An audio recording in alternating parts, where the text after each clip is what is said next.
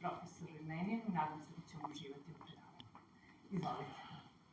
Trebalo bi da vas pozdravim, ali mislim da je to već koleginica uradila. Kada sam ušao u zgradu fakulteta danas, 2 puta sam se setio profesora Borivoja Marinkovića. Prvo me je dočekala smrtovnica, što bi Hrvati rekli, priopćenje o odapnuću. Na vratima profesor Marinković je govorio kada bi umro neko od kolega, kaže, bombe sve bliže padaju. To je bila prva asocijacija. Druga je bila, sad kad pogledam studente, žalio se profesor Borivoj Marinković ženi, kako su sad studenti koji dolaze na fakultet sve mlađi i mlađi. Znači, meni se čini da ste u stvari bio. No, znači, ja sam fakultet filozofski upisao 1976. godine. Zgrada je tada bila u Njegoševoj ulici. To vam je sad, ne sad, nego uvek je bilo strogi centar. I tih 15 minuta koje smo imali na raspolaganju koristili smo na tom Trgu Slobode. Vi danas mislim da više nemate ni minuta između časova, to sad uveli da...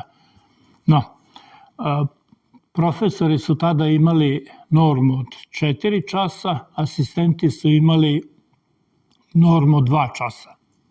Tako da sam ja odmah, kad sam shvatio kako sve to funkcioniše, poželeo da radim na fakultetu, celog života da budem asistent, da bih mogao da igram fudbal i da treniram. Znači, zamislite sad baš kolega Vladušić, koji se razume u fudbal, će me shvatiti. Znači, odmah mi je palo na pamet to da bi to bilo idealno. Mislio sam verovatno da ću večno biti mlad i stalno igrati fudbal, no dobro. Školska godina je tada počinjala 15. oktobra, kasnije je počinjalo, raspust se znao od 15. januara do 15. februara. Sve je delovalo lepše nego sada, ali šta da radimo. Jedino smo imali malo problematičnih predmeta, da vas čisto ohrabrim da vidite da nije sve tako strašno kod vas. Znači, bila je sociologija, politička ekonomija, samoupravni socijalizam. Ja sam pao na ispitu iz samoupravnog socijalizma zato što nisam hteo da pustim profesoru da bude u pravu. Ja sam za društvenu svojinu govorio da to nikom ne pripada. On mi je objašnjavao i sad vreme je pokazalo zbog čega je društvena svojina bila dobra. Mislim da je dalo za pravo meni, ali tad sam pao, šta da radim. Pomenut ću po nekog profesora iz tog vremena. Znači, najlepše je pričao na prvoj godini Božidar Kovaček. I ja kad sam ove poznanice ubeđivao da upišu književnost, onda sam ih dovodio na časove Božidara Kovačeka. Lepo je pričao, imao je vremena, zanimljiv je bio. Naravno, najvažniji profesori koji su predavali na fakultetu su bili Svetozar Petrović. Ja se nadam da svako od studenata književnosti ima prirodu kritike negde pored jastuka kao babe što drže Bibliju. Kad smo kod babe i Biblije, ja sam često na časovima znao da ispričam vic kad je u kontekstu, kad je odgovarajuće, kad je primereno situaciji. Znači, čita baba Bibliju, a unuk prilazi. A, šta je bako? Približava se prijemni, učeš kao. No, od profesora tu je bio Milorad Pavić, Milorad Živančević, da ne nabrajam. Mislim da je moja generacija, ne znam kako je sa narednim generacijama bilo, najviše smo volili profesora Milorada Radovanovića. Bio nam je najbliži po godinama i zapravo to je jedini kolega sa kojim sam posle, tokom radnog veka, bio na ti, a da mi je pre toga predavao. Milorad Pavić je bio dekan 2 godine. Dok je bio dekan, nikad ne zakasnio na čas ni minuta. To je bilo interesantno. Uvek je bio tačan. Ali ono što je bilo lepo kod profesora Pavića, to je bio taj prvi čas. Znači, to upoznavanje, znači, odakle smo i šta ko od nas čita. Pa sam taj kontakt već ljudski je bio značajan.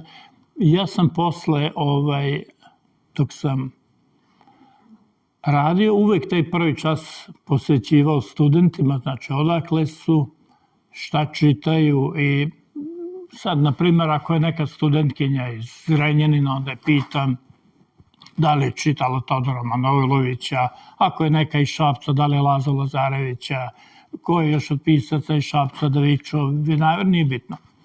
Uglavnom, pitam jednu studentkinju da li je čula za Todora Manojlovića. Nije. Uglavnom, na sledećim časovima se žali, tada je bila asistent koleginica Zorica Hadžić, kaže, pitao me profesor da li sam čitala Todora Manojlovića kad ja otišla u Zrenjanin, a profesor u novinama sa Todorom Manojlovićem na slici. Todor Manojlović je umro 1968. godine. A bila je promocija Krfskog zabavnika, jedan od najredovnijih saradnika Krfskog zabavnika bio je upravo Todor Manojlović. I bila je promocija tog Krfskog zabavnika, fototipskog izdanja, i tu je govorio i Jovan Pejčić. I na slici smo onda bili Jovan Pejčić i ja, tako da je ona Pejčića doživjela kao Todora Manojlovića. Ja ću vam sad samo nekoliko sitnih zgoda sa studentima ispričati. Znači, vi dok radit ćete u školi, kad budete predavali, morate decu gledati u oči. To je prvo, to je elementarno. Da vidite da li oni znaju o čemu vi pričate pod jedan. Mi smo imali profesora metodike koji je stalno gledao negde u nebo. Ja sam znao za to, pošto smo imali u gimnaziji nastavnicu, profesoricu istorije, koja je to objasnila da su grčke lepotice gledale u plafon kad su pričale. Tako da, znači, gledate u oči. Naravno da sam uvek znao što se događa u učionici, imao sam nešto što je iskustvo rada u osnovnoj školi i sedi mi koleginica u prvoj klupi i sveska je ovako otvorena, sve je ispisano, ovde je ostao jedan jedini red, prazan. Normalno okrećete i pišete, ona je, Aleksa Šantić je bio recimo, ona je u taj posljednji red upisala Aleksa Šantić. Naravno da sam odmah uzeo njenu svesku, svima pokazao, kupio sam novo svesko sledeći put i doneo, ali mislim, taj oblik tvrdičluka nisam nikad vidio, odnosno taj oblik štednje. Radili smo jednom ovog steriju, kirjanju ili tvrdicu, kako hoćete, i ja se našalim. Voleo sam uvek na 2-3 normalna pitanja da postavim jedno glupo. I onda vidite kako ko reaguje. I pitam studente da li ima neko među vama da je tvrdica. I diže se jedna ruka. Valjali smo se od smeha, naravno, i onda sam ja ispitivao kako je tvrdica, onda objašnjavala tako. Sad imam ovde i 2 starije studentkinje u publici. Radio sam pre toga u osnovnoj školi, imao sam prilike da predajem na fakultetu, sad možda će i vama predavati Milana Đanović, i studirala i Lena Bojović. I sad, ja sam svima davao potpise, nisam to, znači vi dolazite na predavanje ako vam je zanimljivo, ako nije, ne dolazite. Ali potpise sam svima davao. I sad ja na početku časa dajem papir koji kruži po učionici, svi se potpišu normalno, da znam da sam držao čas, da ne bude. I ja pogledam, ona upisana Lena Bojović, a Lene Bojović nema među studentima, to znam. Onda sam izgradio studentkinje i danas varate profesore, sutra ćete varati muževe, to će se pročuti, nijedna se neće udati, posle toga nisam imao nikakvih problema sa lažnim potpisivanjem. Dalje, kad primetim da studenti spavaju ili drmuckaju, ja onda dok pričam o nekom pistu, recimo Mavro Vetranović je rođen 1482. godine, ima u publici kome i proverava, umro je 1576. I sad ja proučam, reko, živeo je 300 godina, niko ne reaguje. I sad ja stanem, reko, koliko je živeo, kaže mene studentkinje. Od tad do tad. Gleda, reko, 200 ili 300? Gleda, digne glavu i kaže 300. Sad možda on u ovom trenutku baš negde prepričava tu istu zgodu, ali naravno kako je nasamarila profesora, moguće i to. Naravno imao sam jednu studentkinju, ne znam sad da li je to bilo u generaciji koleginice Gordane Štrbac, bila je volila je da ručka. I onda, pošto su časovi bili posle ručka, uvek malo dremne na času. I vidimo, mi to niko je ne budi, idemo dalje. I uglavnom nije došla na 1 čas, odnosno zakasnila je. I ja rekao, pa ko će nam sad spavati na času? Nije prošlo 2-3 minuta, stiže na ovi prosnuli smeh, tako da je, šta hoću da kažem, bilo je veselih situacija, malo smo se upoznali, inače svaki čas sam, odnosno novu školsku godinu, sam počinjao pričom o tome kako je mišica prevarila miša sa slepim mišem. I ovaj pita kako si mogla, a mišica odgovara pilot je pilot, inače pilot su ove olovke, znači ako hoćete da budete skribomani, morate imati dobre olovke, je li tako? No, ja ću sad početi priču o Raši Popovu. Jednostavno, htio sam samo malo nešto drugačije da vam ponudim, da nije sve baš onako kako izgleda. To je kao u saobraćaju, sad većina od vas su verovatno vozači. Kad vidite ono vozilo sa oznakom L, probna vožnja, pazite, ponekad u tom vozilu sedi i instruktor. Znači, nemojte misliti da je loš vozač kad vidite to vozilo. No,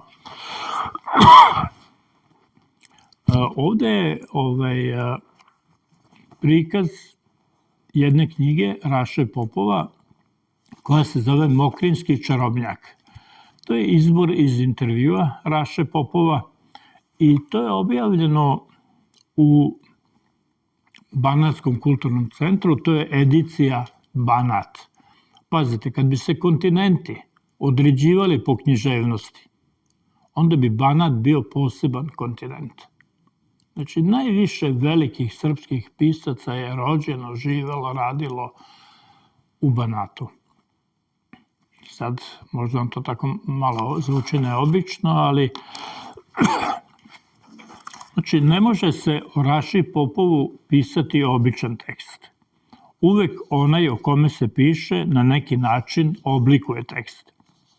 Ako bi bilo drugačije, kritika ne bi bila književna. Ali da pređemo na stvar. Ići ćemo od lakših zadataka ka težim. Najlakše je dokazati kako Raša Popov nije pravi Lala iz Banata. Žena Raše Popova, Rada, definisala je glavnu osobinu Lala. Kada im preti opasnost, skreću pažnju na nešto sasvim sporedno. I tu se naš junak prepoznao i priznao da je Lala. Ali nas to ne obavezuje. Da li Raša Popov beži od važnog i od opasnosti? Ili nam sve vreme u intervjuima govore o najvažnijim stvarima? Ko je, na primjer, jednostavnije progovorio o političarima od naših junaka? Političari su pohlepni, trče za lovom, to su njegove reči, a politika je samo gloženje, odnosno grabež oko novca. Da li je neko ponudio bolji opis posle ratnih besmislenih vremena? Neki partijski časopis je napao vidike što se tamo objavljuju pesme o mračnim ponoćnim satima. I objasnio partijski časopis šta je to ponoć. Ponoć je vreme kada se protivnici revolucije sastaju na ilegalnim sastancima da kuju zaveru protiv socijalizma. Ja nisam ovo dugo radio, pa mi malo teže ide, ali sad izdržat ćete valjda. Ne beži Raša Popov ni od toga koji je glavni zadatak škole. Po njemu je to da škola nauči decu da misle svojom glavom. A da li je to državi potrebno? Ovo pitanje ja dodajem. Poredi naš junak časove književnosti i časove matematike, suprotstavlja razmišljanje na časovima književnosti sa poniženjem koje je doživljavao na časovima matematike. Da li je neko bolje od Popova osetio crnu stranu televizije dok je ona još bila škola tolerancije i jedna od najsvetlijih tačaka u bivšoj državi? Ukoliko bi je uzele u svoje ruke paranoidne grupacije, mogla bi da postane ne samo štetna, nego i opasna. Otkrio je i identitet neznanog junaka televizije. Montažeri su prvi gledaoci. Zapravo, sve što Raša Popov piše o televiziji zaslužuje puno poštovanje. Nije, dakle, naš junak bežao od važnih pitanja, ali jeste od sebe pravio antijunaka i svoju ulogu minimalizovao. Prikazao je sebe kako neko ko, na primer, ne zna da igra kolo, a uhvatio se u kolo. Svi levo, a ja desno. Uvek je išao pogrešno, kaže za sebe. Kako je država gledala na Rašu Popova? Da li je osjetila opasnost? Pokušat ćemo da stignemo do odgovora okolnim putem. Vratit ćemo se u 1999. godinu. Da li ste vi bili rođeni 1999? Ajoj. U kojoj je bilo bombardovanje naše zemlje. Kružio je vic o tome da je u NATO general štabu radila kao kafe kuvarica neka žena iz Banata. I kad god je milosrdni anđeo raširio mapu, ne krila, raširio mapu da odabere šta će tog dana bombardovati, kafe kuvarica bi tacnu sa kafom stavila preko Banata. Prestali su na kraju da bombarduju i Novi Sad, jer je buka smetala Zrenjaninu. Jednako uveriv bio i što sa tome kako su generali jako teško izgovarali Zrenjanin, pa ga i to spasla. Eto i to ključnog argumenta zbog čega Zrenjanin ne bi trebalo da promeni ime. Nagađali su da li će biti Bečkerek, da li će biti Petrograd, a ovo izgleda najbolje.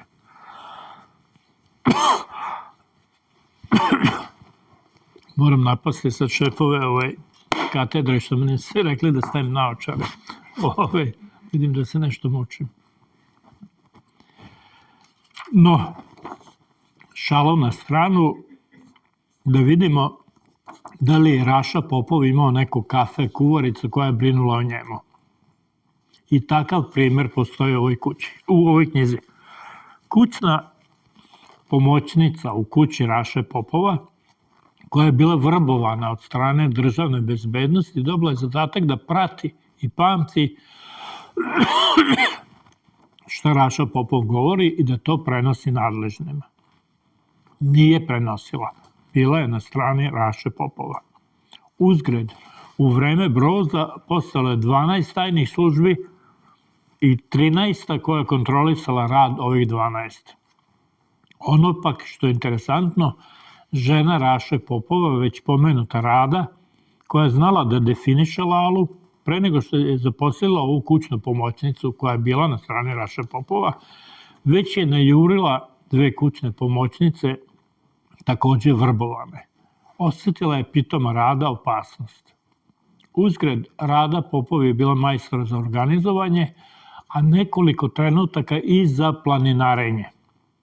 Tek kada sam se udubio, video sam da je bila stručnjak za planiranje.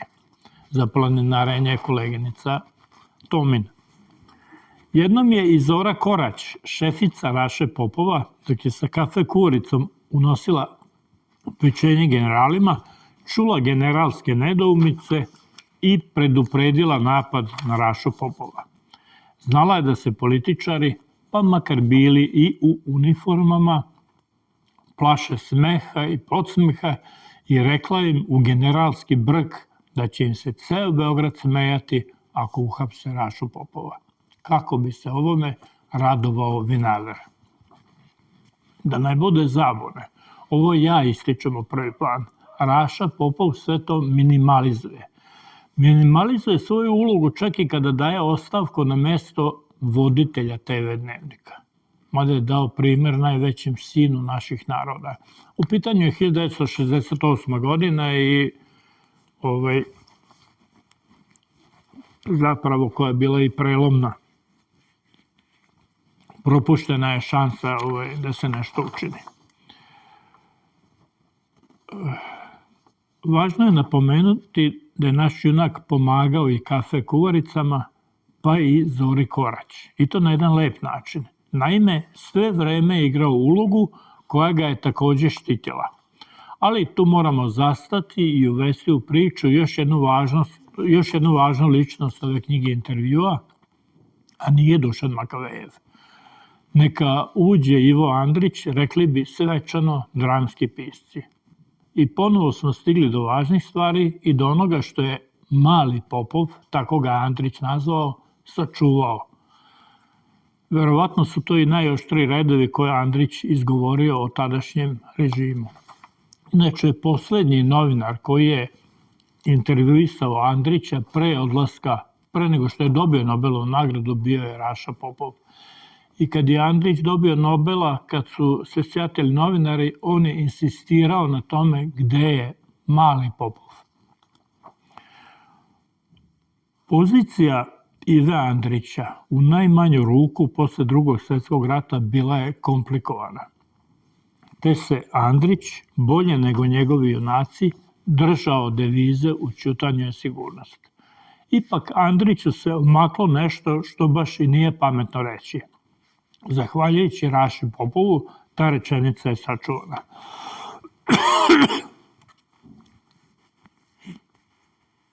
Neki mladi novinar ispitivao je Andrića o učešću u radu Mlade Bosne. Andrić je strpljivo odgovarao.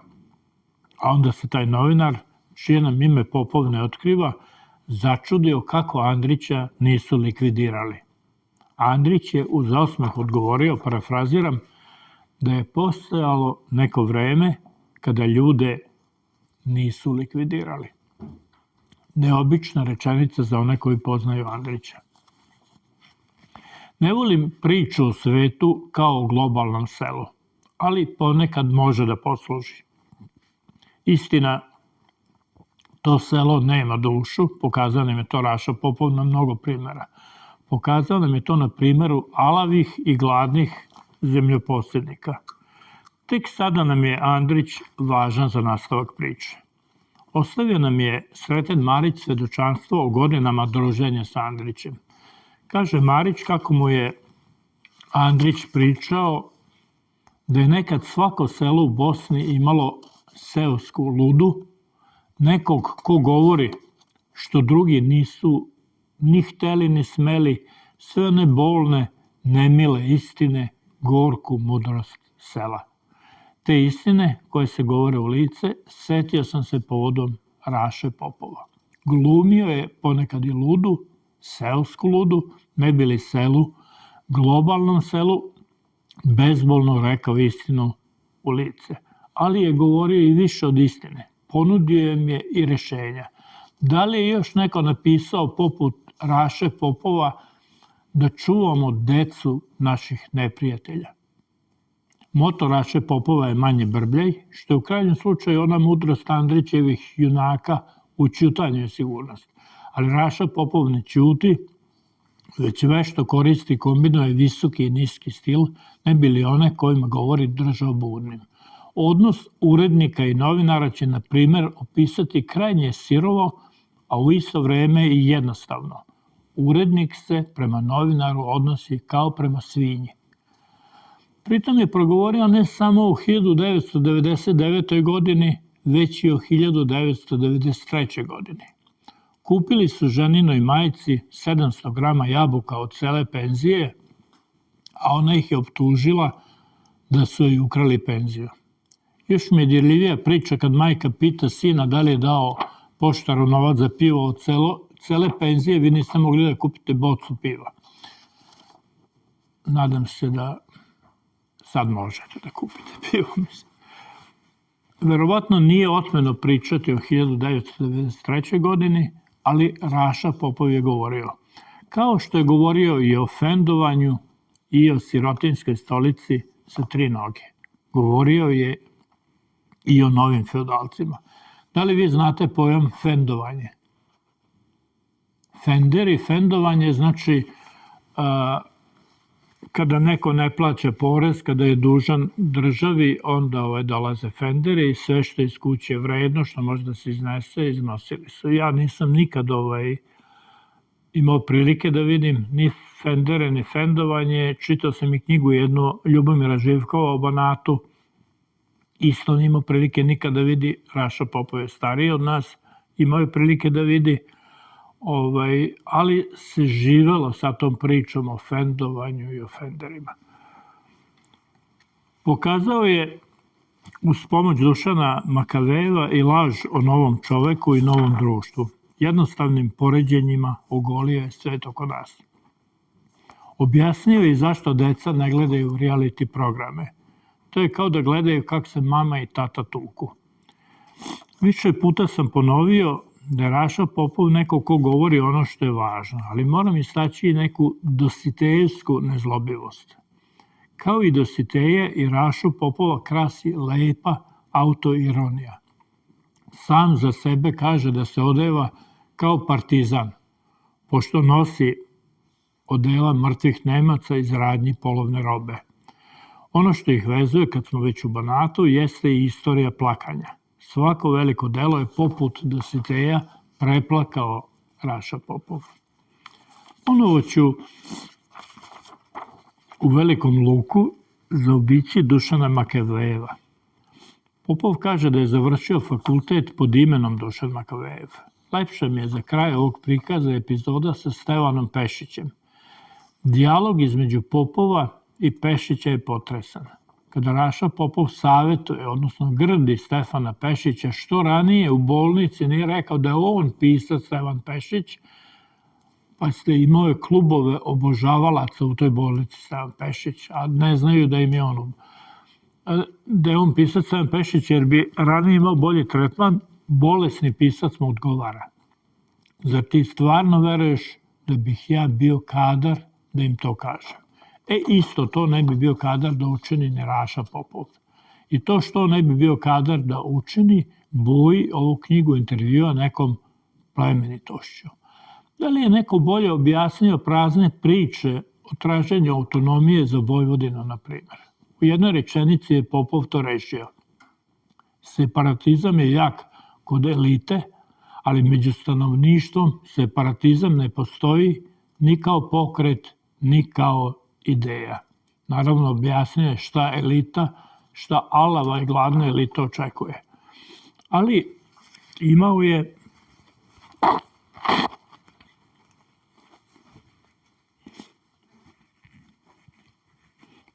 je izraženu ljubav prema zavičaju. I možda bi bilo lepo završiti ovaj prikaz tim neprekidnim nadmudrivanjem između Bačke, Srema i Banata. Svi mi imamo neku svoju priču u zavisnosti od toga gde smo rođeni. U Sremu su zatvori, u Banatu duševne bolnice, a u Bačkoj univerzitet i Matica Srpska, govorio je Raša Popov. Ja bih tu prednost drugačije tražio, preko hrane. Ako pogledamo kakvi se čvarci prave u Sremu, Bačkoj i Banatu, vidjet ćemo da su jedini pravu meru postigli. Sad sam tu stavio 3 tačke, prećutaću rešenja ove zagonetke. Bilo mi je važno da ubacim čvarke u tekst. Ponovo sam omastio ruke. Sam Raša Popov ih je već ubacio. Kad god ne bi išao na ručak, iz raznoraznih razloga, naš junak je jeo sirotinsku hranu, čvarke. I sada dolazimo do onoga što Raša Popov nije mogao ni da pretpostavi. teško je biti prorok kod nas. Taj alavi, grabeživi svet bogataša uzeo je sirotinji i čvarke. Mislio sam da u fusnoti donesem cene čvaraka u supermarketima i u butiku čvaraka na Futoškoj pijaci, ali zašto ne prijateljima dati povoda za radost? Naravno, taj svet bogataša ponudio je sirotinji zamenu za čvarke. Parizer. A ovde se svaka priča prekida. Nisam kadar dalje da pišem. No, moram reći još i ovo. Ovo je izbor iz novinskih intervjua, ostalo ih je još u drugim medijima, uradila je Bojana Popović. Posle zgrovitog predgovora umetnik je uvek jeretik, sklonila se iz knjige. Pojavljivala se samo u fusnotama kada je trebalo ispraviti očigledne materijalne greške. Ali greške je ispravljala nenametljivo, samo kada se pojave prvi put. Objavljeno je u ovoj knjizi preko 50 intervjua Raše Popova. Objavljena je i beleška Dušana Radaka, neobjavljen intervju. Dobro je što Radak nije sačuvao taj intervju, jer bismo se zgrozili nad onim što je moglo da smeta režimu u prvim godinama posle Titove smrti. I sad ovde pišem jednu rečenicu koju moram objasniti. Sedeo sam samo jednom u kafani sa Rašom Popovim. To jednostavno nije tačno. Ja sam zaboravio, čak sam u jednoj drugoj knjizi u kojoj sam pisao o srpskim i mađarskim piscima opisao to sedenje. Jedna od najzanimljivijih sedeljki u kafani koji sam prisustvovao bila je ta dok je bio Raša Popov.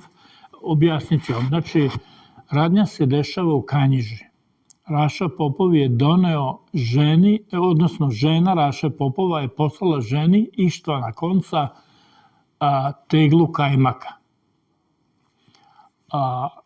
Pošto je tada predsjednik Društva književnika Vojvodine bio Vojislav Despotov, onda smo imali malo neobične teme na tim skupovima. Nisu bile revolucionarne, te godine je bila reč o vatri, te godine je bila, hleb je bio tema. I onda sedeli smo u kafani, došla je ponoć, znači bio je pesnik Vojislav Karanović, Vojislav Despotov, sekretarica Društva književnika Elza Vuletić, bio je Ištvan Konc, bio je Raša Popov, bio sam ja i nekom je palo, to je bio pravi boj na kajmak čalanu. Nekom je palo na pamet da umoči temu, tema je bila hleb, malo u kajmak. Ja sam tada jedini put bio u životu u poziciji intelektualca. Znači, bio sam iznad situacije. Znači, kajmak su branili Raša Popov i Ištvan Konc, ostali su jurišali na kajmak, ja ništa mlečno ne jedem i onda sam, kao pravi intelektualac, kad vidim da je neko slabiji, onda prelazim na njegovu stranu, da se juriša, kad vidim da ovaj pobeđa, onda prelazim na drugu stranu. Tako da ovo što sam napisao, da sam samo jednom sedeo, to sam slagao, ali ne namerno. Znači, kad zbog godina nešto slažete, to nije namerno. Mislim, nije strašno. Znači, sedeo sam samo jednom u kafani sa Rašom Popovom. Zanemarit ću i povod i ko je sve sede u kafani. Bili smo u Kikindi, a teme su išle od rakije do Australije. Neko od najbližih mu je bio daleko, pa ga je to bolelo. Uzgred, kad smo već u Kikindi, govorio je Popov u ovoj knjizi intervjua i o provincijalizmu Beograda. Beograd nije ispratio izložbu Save Šumanovića u Kikindi. Protumačio nam je Raša Popov u toj istoj kafani da je rečenica idemo u Banat u lude nedovršena. Cela glasi idemo u Banat u lude gde lupaju grudve. Taj završetak je čuo od majke Vaska Pope, pa neka i to ostane zabeleženo. Reč je bila o obradi zemlje. Bačani su za lupanje grudava već imali neku mehanizaciju, a Banaćani su to svojeručno radili. Sad nam ostaje da nagađamo šta bi nam o zemlji pričao Raša Popov. O zemlji kao njivi i oranici, onoj zemlji koja se uzorana u učeničkim radovima presijavala na suncu da bi učiteljica bila zadovoljna. A možda bi samo ćutao, uhvatio nas za ruku i pokazivao nam kako zvrje prazne, napuštene fabričke hale, ali kako niču nove građevine na plodnoj zemlji. To možete vidjeti od Novog Sada prema Kaću ili od Zrenjanina prema Stajićevu. Možda bi nas proveo i kroz Srem. Ovdje sam samo poželeo da nekako ubacimo tekst, ali još 1 minut, samo to ćete izdržati. Jednostavno, Raša Popov imao malo drugačiji odnos prema oslobodiocima na kraju Drugog svjetskog rata. Video je i po nešto što je bilo crno. Ima jedna lepa priča koju je Tibor Varadi zabeležio, znači oslobođenje Banata, oslobođenje Zrenjanina i sad oslobodioci malo nešto i ukradu, malo nešto siluju, nisu baš bili zlatni. I sad deda Tibora Varade, koji je bio jedan od viđenijih Mađara, koji se nije kompromitovao za vreme rata, saziva i Mađare, ali i druge nacionalnosti da se dogovore, da naprave neki proglas, da upute oslobodiocima tekst o tome šta se radi i ako bi moglo to da se malo popravi. I pozvao je nekih 25-30 ljudi i očekuje da naprave taj proglas i da se svi potpišu ispod tog proglasa. Međutim, tu se pojavi na tom sastanku taj gradski prelat Ištvan Kovač i krene da im priča priču o lepoti italijanskog jezika i kako je taj Italijan bio u Zrenjaninu, kako je posle otputovao za Rim i kako on išao u Rim i kako mu je bio na grobu i onda im priča o čemu je sve razmišljao dok je bio na grobu tog Italijana. Ko će sad sveštenika prelata prekinuti? Puštaju ga, međutim, dobro, meni još niko nije pobegao danas, lagano izlaze jedan po jedan, na kraju ih je ostalo 4-5. Prelat, kad je video da ga niko više ne sluša, završava i on odlazi. I sad malo deda Tibora Varadija razočaran je, ogorčen je. Međutim, zamislite da je Rusima stigao spisak imena, gde bi ti ljudi završili? Znači, imali bi tačno za jedan streljački stroj ljudi. Zapravo je prelat odigrao jednu važnu ulogu i zapravo ih je sve spasao svojom pričom. Ja vas svojom pričom nisam spasavao, ali jesam vas spasao od časova i tako. Ako imate nekih pitanja, samo ako nisu teška.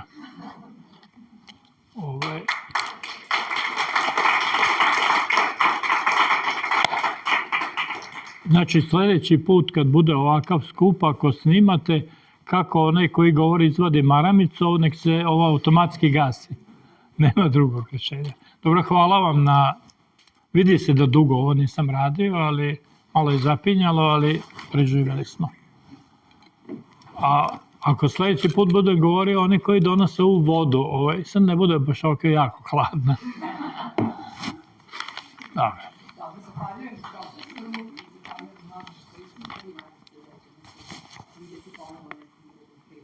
I zapamtite, pilot i pilot.